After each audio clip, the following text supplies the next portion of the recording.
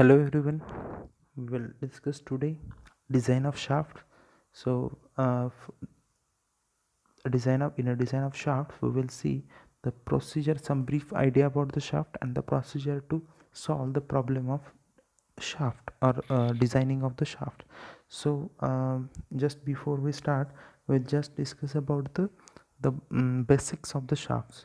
So, what is shaft? The shaft nothing but the one rotating member, usually of round cross section, and it is used to transmit power or transmit motion.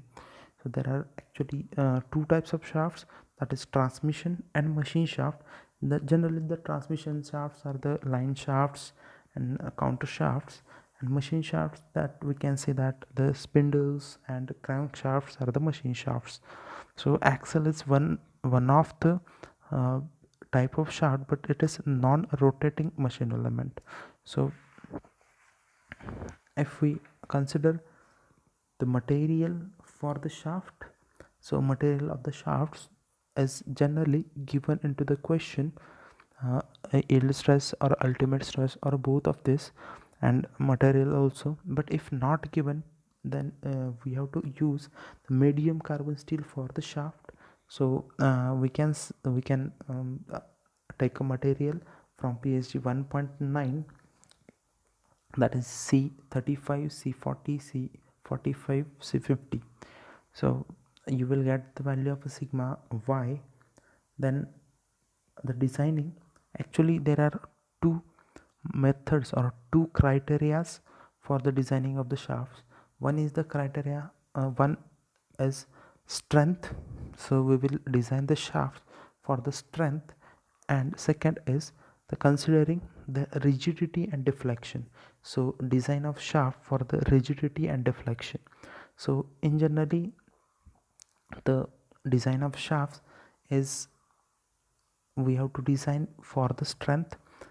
So there are also one two another type of classification, that is the shaft which is solid shaft, designing of the solid shaft, and second is the designing of the hollow shaft.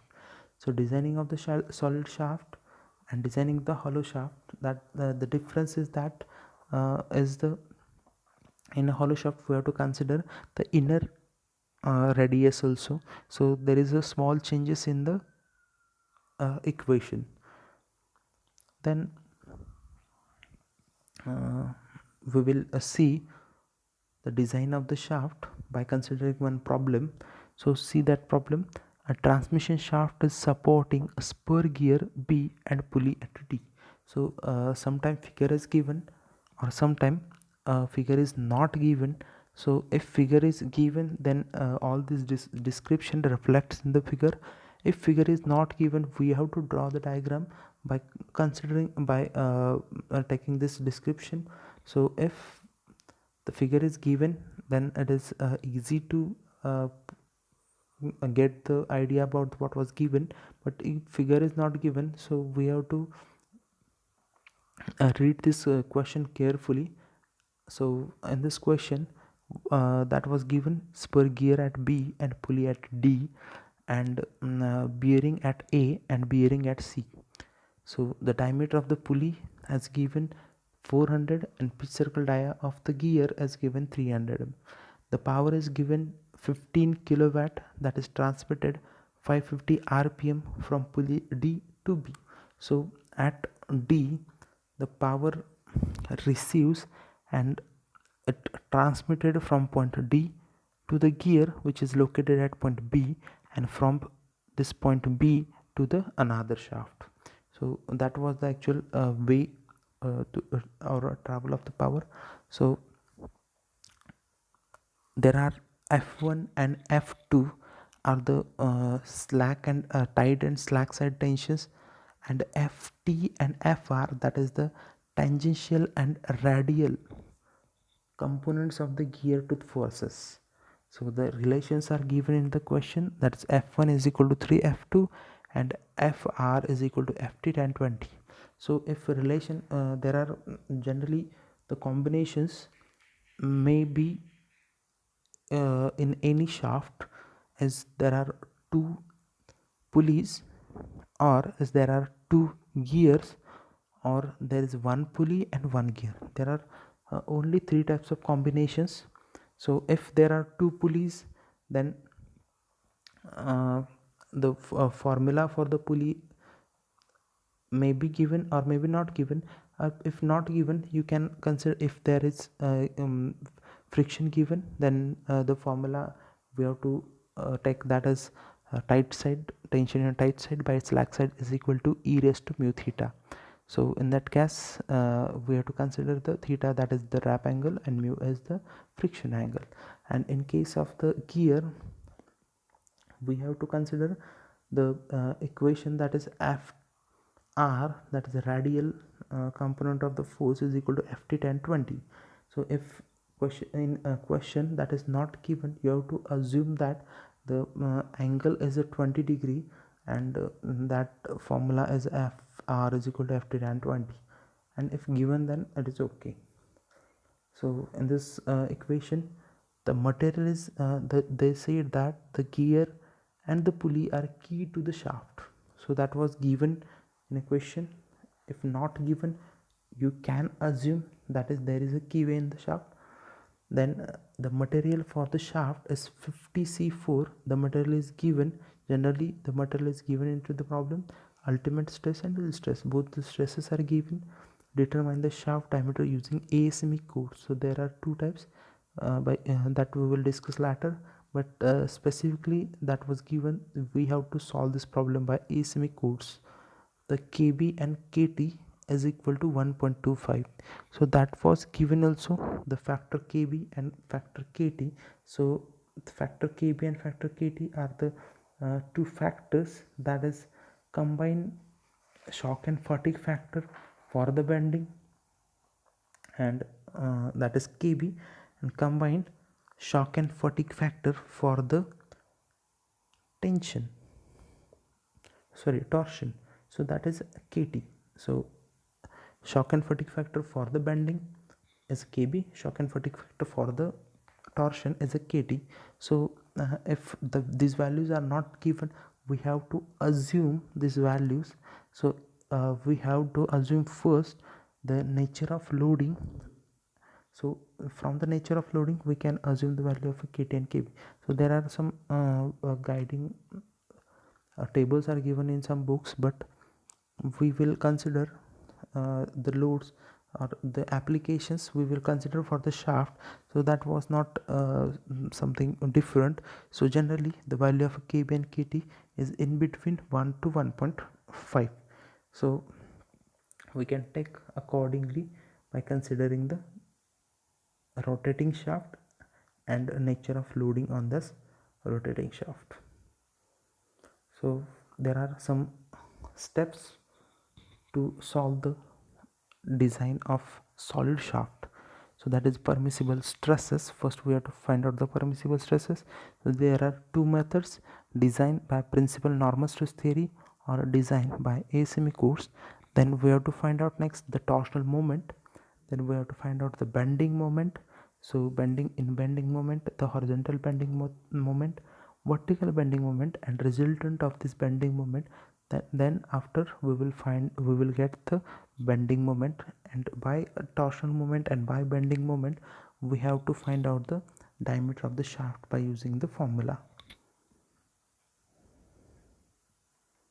So in this problem the data is given as we described in the question, that is diameter at point D is 400, diameter at point B is 300, power of 15 kilowatt, RPM 550 RPM.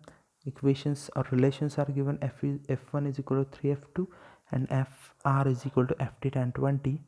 Ultimate strength has given 700, yield strength of 460, and KB and KT factor of 1.25. So we have to find out first material as given.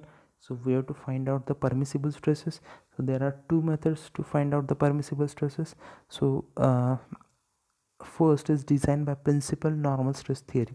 So this method is used when that is given into the question. So if in a question that is mentioned, that is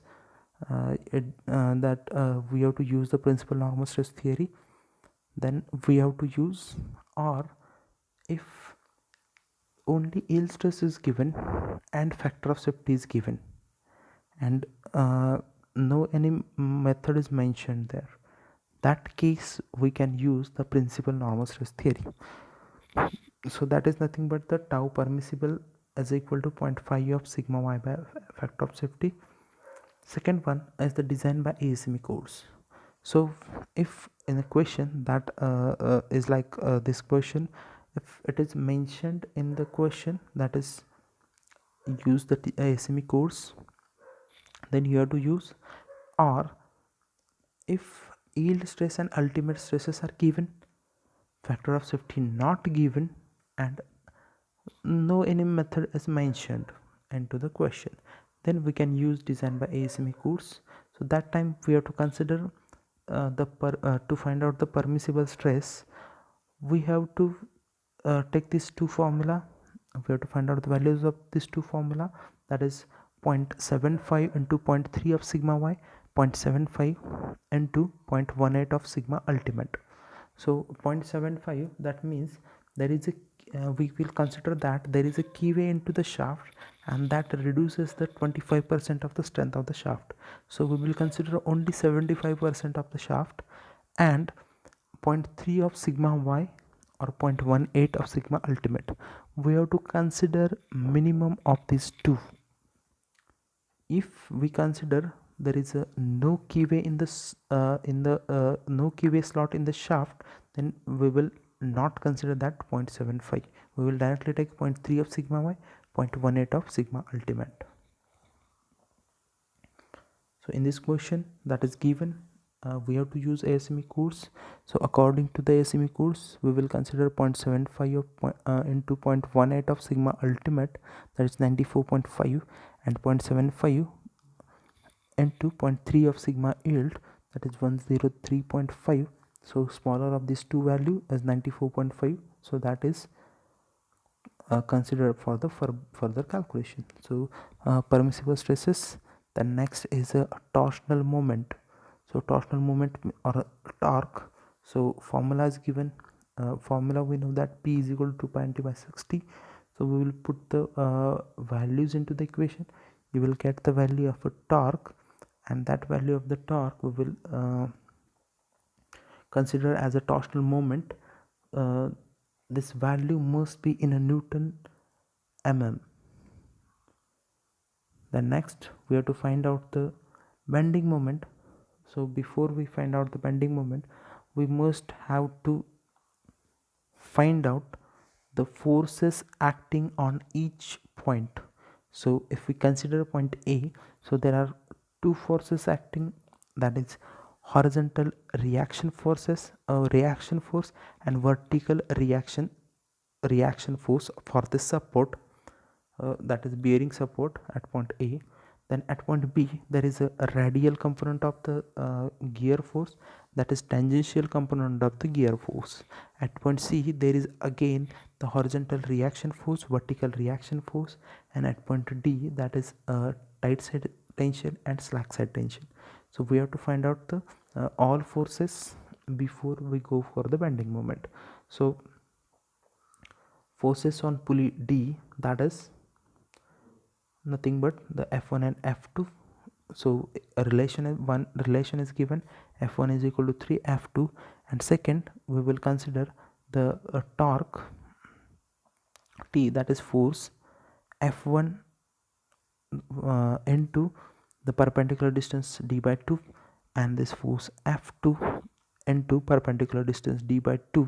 So clockwise, anti-clockwise positive, clockwise negative, so that is nothing but F1 minus F2 d by 2. So that was one equation, and second one as the relation. By these two equations you can find out the value of F1, value of F2. So these two are vertically downward, so at point D the total load is F1 plus F2, that is vertically downward. So that is 1953.26 plus 651 is equal to 2604.35. that was the force acted at point D. Next we have to find out the force forces on a gear B.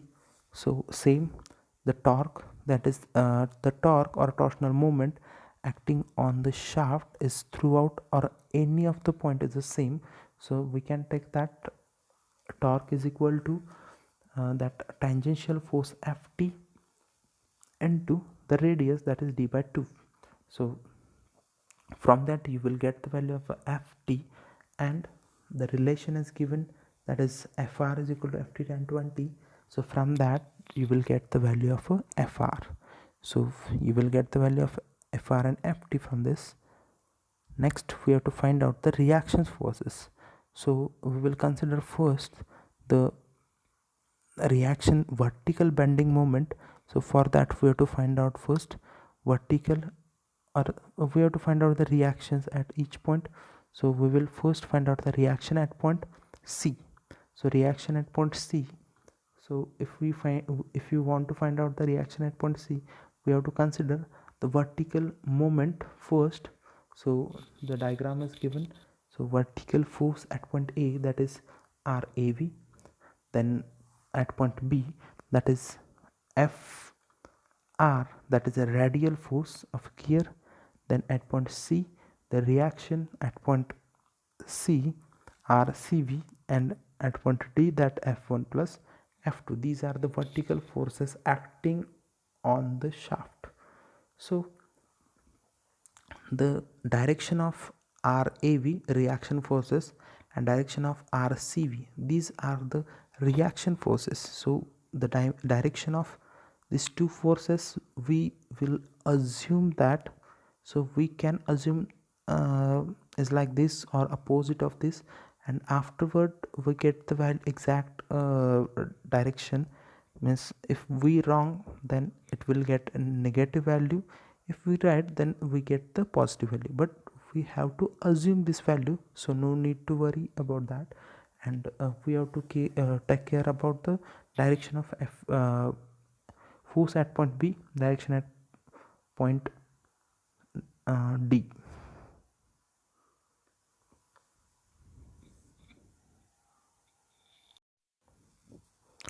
So as we seen here, we have to find out the RAV and RCV. So we can take moment at any point, at point A or at point C. You will get the another value, and after that we will consider the summation f of y. You will get the remaining value. So at here we take the moment at point C. So if we take the moment at C, we get the value of RAV, and then we will consider summation f of y is equal to 0. Then you will get the value of RCV, and same we solve the problems of beams in mechanics. So next we have to calculate the bending moment diagram. So for the bending moment diagram, we have to consider only the forces in only one side. If we consider point A, then we have to take a moment at A, and we have to consider the forces in the left side of the diagram. So there is no force at the left side of the diagram from A, so bending moment at point A is 0. Generally at end points bending moment is 0. Then next we will consider bending moment at point B. So that bending moment at point B, the force is RAV is only one force at left of the B point. So RAV into perpendicular distance of 400. If we consider clockwise positive, then that is minus RAV into 400, that is anti-clockwise. And next point C, bending moment at C. So for the bending moment at C, we have to consider, if we consider the left side, then the value of RAV into perpendicular distance from the C, that is 800, rotating anti-clockwise negative, and the value of force B into perpendicular distance, so that is force at point B is FR, that is 631.92 into perpendicular distance of 400 rotating anti-clockwise, that is we have considered positive. So addition of these two, you will get the same value at moment at C, that is minus 2604.35 into 400 means that is minus 1041.74. okay, so in this case they had considered the right side, but no need of that. And at point D we can consider, or we can calculate these values, then also we will get the value of 0, or we can consider the right side. So there is no any force in the right side, so that's again the 0. If we calculate the bending moment at point D and we consider the left side forces, the value is you will get the value, but that is too small. It's comparatively there is a near about 0. So in generally there is no need to calculate the bending moment of the endpoints. So bending moment at A is a 0, bending moment at D is a 0. We have to calculate at only B and point C. So next we have to find out the horizontal bending moment. So same in this case, we have to find out the horizontal RAH and horizontal reaction RCH first. So at point B there is a horizontal there is a tangential horizontal force, and at point D there is a no force, because the tight and slack side forces are vertically downward. There is no horizontal force at point D. So at point B, that is Ft, that is tangential force, and these two reaction forces at A and C. So first we will consider bending moment at point C. You will get the value of RAH, and then we will consider the summation of horizontal forces is equal to 0. So horizontal forces is a 0, then you will get value of RCH, that is the reaction forces. So first we will find out the reaction, these two unknown reaction forces, then we will go for the finding out the horizontal bending moment. So same as bending moment at point A and bending moment at point D is a 0, because these are the endpoints. Bending moment at point B, so we will consider the left hand side. So force at point A, that is RAH, that is 868.1 into perpendicular distance of 400 rotating clockwise, we will consider positive. Then so you will get the bending moment at point B, 347.24 into 10 raised to 3, and we can find out the bending moment at C, and we consider left hand side, and you will calculate, or we can consider the right hand side. There is a no force, so bending moment at C also 0, because if we consider right hand side there is no force. If we consider the left hand side, then the calculation also says that there is a very negligible bending moment, that is near about 0. So there is no need to calculate at bending moment at point C, and we will consider only the bending moment at point B is, that is 347.24, that is positive. If it is positive, negative, that doesn't matter, because when we calculate the resultant bending moment, the formula is bending moment at point B, that is resultant bending moment at point B is under root of bending moment vertical square bending moment horizontal square. So bending moment vertical at point B is minus 394.48 into 10 raised to 3, then square. So that means that value is always positive, plus bending moment at point B for the horizontal is 347.24 10 raised to into 10 raised to 3. So you will get the bending moment at point B. Similarly, you will get the bending moment at point C. So we have to consider maximum bending moment. So we will take the value which is maximum. So bending moment at point B is 525.53 into 10 raised to 3. Bending moment at C is 1041.74 into 10 raised to 3. So we will consider bending moment at point C 1041.74. that is the resultant bending, that is the maximum bending moment. Next, that is diameter of the shaft. So to find out the diameter of the shaft, the formula is the tau max is equal to 16t by pi d cubes. So tau max 16t by pi d cube. So that t, that is the torque or the total torque or the equivalent torque, that is nothing but under root of kb into bending moment square, maximum bending moment square, plus kt into the torque bracket square.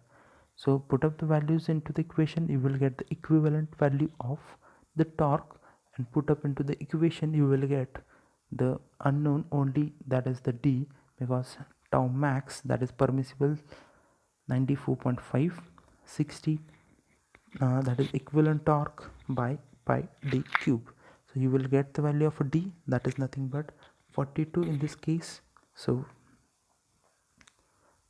that was the aim of our design. We have to find out the diameter of the shaft that can sustain these type of forces or these forces. So that is nothing but the 42 mm. So this is the design of the solid shaft. Thank you.